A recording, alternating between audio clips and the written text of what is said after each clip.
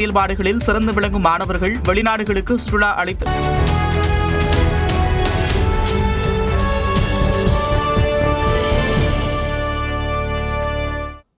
வணக்கம். 4 மணி செய்திகளுக்கு வரவேற்பது நான் நந்தா. முதலில் இந்த நேரத்திற்கான தலைப்புச் செய்திகளை பார்க்கலாம்.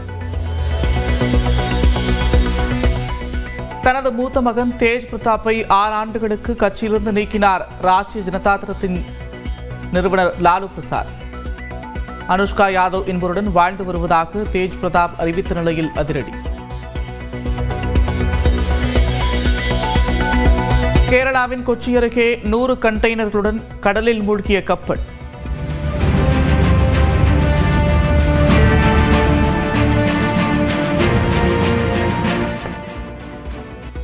இருபத்தி பேர் மீட்கப்பட்டிருக்கும் நிலையில் கப்பலில் அபாயகரமான ரசாயன பொருட்கள், பெட்ரோலிய பொருட்கள் இருப்பதால் சுற்றுச்சூழல் பாதிக்கும் அபாயம்.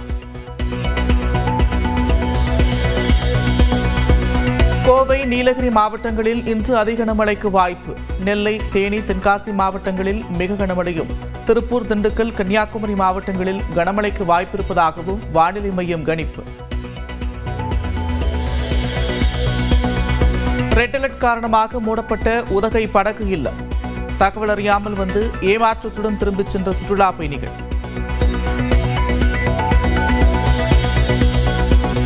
உதகையில் சுற்றுலா பயணிகள் மாலை 4 மணிக்குள் அறைக்கு திரும்ப வேண்டும். நீலகிரி மாவட்ட நிர்வாகம் சார்பில் ஒலிபெருக்கி மூலம் அறிவுறுத்தல். ஆய்வு மையம் மூலம் ரெட் அலர்ட் எச்சரிக்கை விடுக்கப்பட்டுள்ளது. எனவே நீலகிரி மாவட்டத்திற்கு வருகை தந்துள்ள சுற்றுலா பயணிகள் முன்னெச்சரிக்கை நடவடிக்கையாக அவரவர்கள் தங்கியுள்ள விடுதிகளுக்கு இன்று 25/5/2025 ஞாயிற்றுக்கிழமை மாலை 4 மணிக்குள் திரும்புமாறு மாவட்ட நிர்வாகத்தின் சார்பாக கேட்டுக் கொள்ளப்படுகிறார்கள். மேலும் உதகை அருகே சுற்றுலா வந்த கேரளா குடும்பத்தைச் சேர்ந்த சிறுவன் மரம் விழுந்து பரிதாபமாக உயிரிழப்பு. இரத்த காயங்களோடு மருத்துவமனையில் அனுமதிக்கப்பட்ட சிறுவன் சிகிச்சை பலனின்றி உயிரிழந்தார்.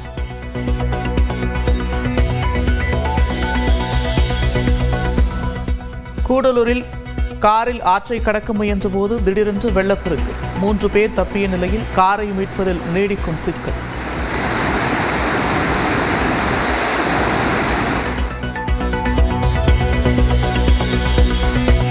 கோவை குனியாமுத்தூரில் சாலையில் திடீரென்று சாய்ந்த மரம். முன்கூட்டியே பார்த்து சாமர்த்தியமாக தப்பிய கார் ஓட்டுநர்.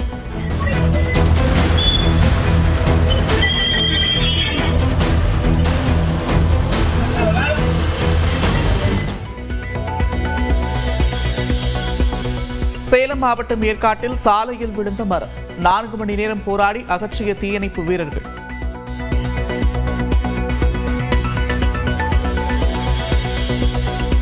கொடைக்கானலில் தொடரும் மிதமான மழை. காற்றின் வேகம் அதிகரிப்பால் படகு சவாரி நிறுத்தம்.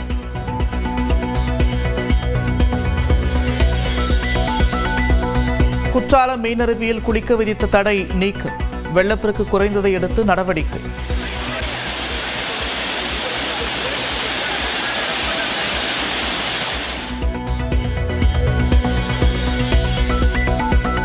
அதிமுக ஆட்சியின் டாஸ்மாக் முறைகேடு தொடர்பாக அமலாக்கத்துறை நடத்திய ரெய்டுக்கு திமுக ஏன் சமரசம் செய்ய வேண்டும்? எடப்பாடி பழனிசாமிக்கு முதலமைச்சர் மு.க. ஸ்டாலின் கேள்வி.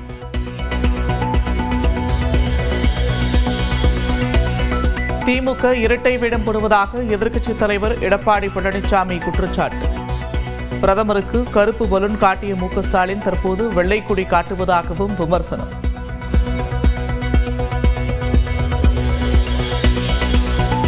குடும்ப சுயநலத்திற்காக தமிழக மானத்தை மத்திய பாஜக அரசிடம் திமுக அடகு வைத்து விட்டது. முதல்வரின் டெல்லி பயணம் குறித்து தாவேக தலைவர் விஜய் விமர்சனம்.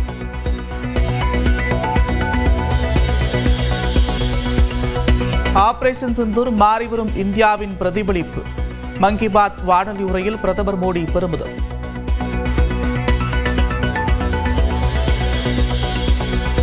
சமூக வலைதளங்களில் தன்னை பற்றி அவதூறு பரப்பினால் சட்ட ரீதியாக கடும் நடவடிக்கை.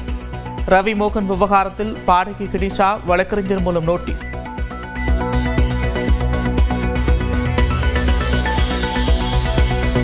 யுபிஎஸ்சி தேர்வில் சுயமரியாதை இயக்கம் தொடர்பான கேள்வி.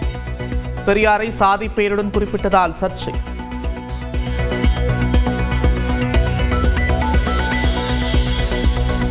திருப்பதி கோவிலில் அலைமோதும் கூட்டம். 24 மணி நேரம் காத்திருந்து ஏழுமலையானை தரிசிக்கும் பக்தர்கள்.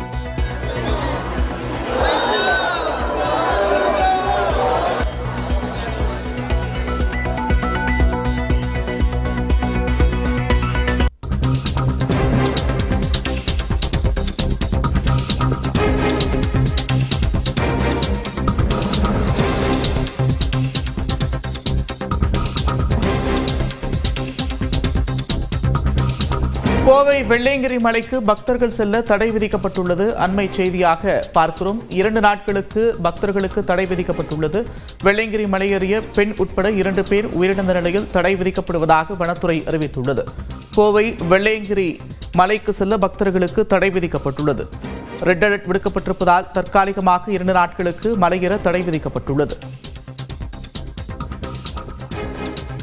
கூடுதல் விவரங்களோடு செய்தியாளர் சுரேஷ் இணைக்கிறார். சுரேஷ், விவரங்கள். கோவை மாவட்டத்தில் கடந்த 2 நாட்களாக தொடர்ந்து மழை பொழிந்து வருகிறது. அதனால பாத்தீங்கன்னா வெயில் ஆற்றில் மற்றும் கோவை குற்றால அருவியில வெள்ளப்பெருக்கு ஏற்பட்டுள்ளது. அதனால சுற்றுலா பயணிகளுக்கு அனுமதி மறுக்கப்பட்டது. அதே போல பாத்தீங்கன்னா வெள்ளிகிரிமலை கோயில் ஏழுமலை தொடர்ந்து பக்தர்கள் ஏறிட்டு வராங்க. இந்நிலையில பாத்தீங்கன்னா கடந்த 2 நாட்களாக தொடர்ந்து மழை பெய்து வரனால பக்தர்கள் இறங்க முடியாம சிரமத்தில் ஆளாயிருக்காங்க. அதே போல பாத்தீங்கன்னா கோவை மாவட்டத்துக்கு ரெட் அலர்ட் கொடுத்திருக்கிறதுனால பக்தர்களின் நலன் கருதி தற்போது பூலம்பட்டி வனத்துறையினர் இப்போ நடை சாத்துறாங்க. மேல போய் 2 நாட்களுக்கு ஏழுமலை ஏற்றத்துக்கு தடை விதிக்கிறாங்க. மேல இருந்து வரக்கூடிய பக்தர்களுக்கு சின்னதா ஒரு வழி தடம் விட்டுருக்காங்க. அதுல இறங்கி வந்துட்டு இருக்காங்க. தொடர்ந்து இந்த பகுதியில மழை பெய்ஞ்சிட்டே இருக்கு. அதே நேரத்துல பாத்தீங்கன்னா 6வது மலையிலையும் 7வது மலையிலையும் ஒரு பெண் உட்பட ஒரு வாலிபர் உட்பட 2 பேர் இன்னைக்கு இந்த குளிர் இதுல பூச்சித்திணறல் காரணமாக இறந்திருக்காங்க. அவங்கள பூலம்பட்டி வனத்துறை மற்றும் ஆலந்துறை காவல்துறை அவங்கள உடலை மீட்டு கீழே கொண்டு வர்றதுல மீட்பு பணியில இறங்கிட்டு இருக்காங்க. தொடர்ந்து மழை காற்று வந்துட்டு இருக்கனால ஒரு இடத்துல அவங்களை ஸ்டேபிள் பண்ணி இப்ப கொண்டு வரும் பணியில ஈடுபட்டு இருக்காங்க.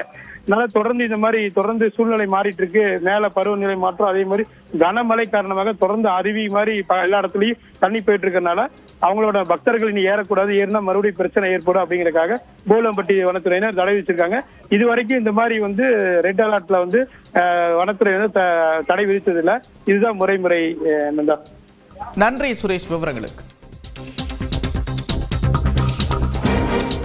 ரவிமோகன் விவகாரத்தில் அவதூறு பரப்பியவர்களுக்கு பாடகி கெனிஷா பிரான்சிஸ் தரப்பில் நோட்டீஸ் அனுப்பப்பட்டுள்ளது.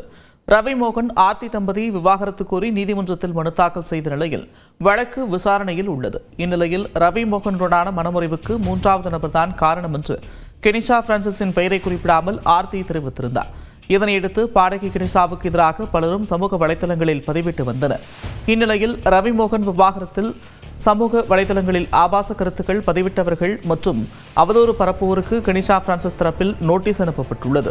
இது தொடர்பாக கெனிஷா பிரான்சிஸின் வழக்கறிஞர் வெளியிட்டுள்ள அறிக்கையில் ரவிமோகன் விவகாரத்துக்கு கெனிஷா பிரான்சிஸே காரணம் என்று சமூக வலைதளங்களில் சில தொடர்ந்து அவதூறு பரப்பி வருவதாகவும் அவர்களுக்கு எதிரான ஆதாரங்கள் திரட்டப்பட்டு நடவடிக்கை எடுக்க இருப்பதாகவும் தெரிவிக்கப்பட்டுள்ளது. மேலும் கெனிஷாவிற்கு பாலியல் வல்லுறவு மிரட்டல் மற்றும் ஆபாச மிரட்டல்கள், கொலை மிரட்டல் விடுக்கப்படுவதாக தெரிவிக்கப்பட்டுள்ளது. சமூக வலைதளத்தில் மிரட்டல் விடுப்பவர்களின் விவரங்கள் சேகரிக்கப்பட்டிருக்கும் நிலையில் விரைவில் நடவடிக்கை எடுக்கப்படும் என்றும் தெரிவிக்கப்பட்டுள்ளது. கேரள மாநிலம் கொச்சி அருகே கடலில் கவிழ்ந்த கப்பலில் இருந்த 24 மாலுமிகளும் பாதுகாப்பாக மீட்கப்பட்டுள்ளன. கேரள மாநிலம் திருவனந்தபுரம் அருகே உள்ள விழுஞ்சம் துறைமுகத்திலிருந்து லைபீரியா நாட்டைச் சேர்ந்த சரக்கு கப்பல் கொச்சி நோக்கி சென்று கொண்டிருந்தது. அப்போது கொச்சிக்கு அருகே சென்ற நிலையில் யாரும் எதிர்பார்க்காத விதமாக அந்த கப்பல் கவிழ்ந்து விபத்துக்குள்ளானது. தகவல் அறிந்து வந்த கடற்படை மற்றும் கடலோர காவல்படையினர் மீட்பு பணிகளில் ஈடுபட்டனர். அதில் 21 பேர் பாதுகாப்பாக மீட்கப்பட்ட நிலையில் எஞ்சியுள்ள 3 பேரை மீட்கும் பணி தீவிரமாக நடைபெற்று வந்தது. இந்நிலையில் கப்பலில் சிக்கியிருந்த கேப்டன் உட்பட 3 பேரும் கடற்படையின் INS சுஜாதா கப்பல் மூலம் இன்று காலை மீட்கப்பட்டனர்.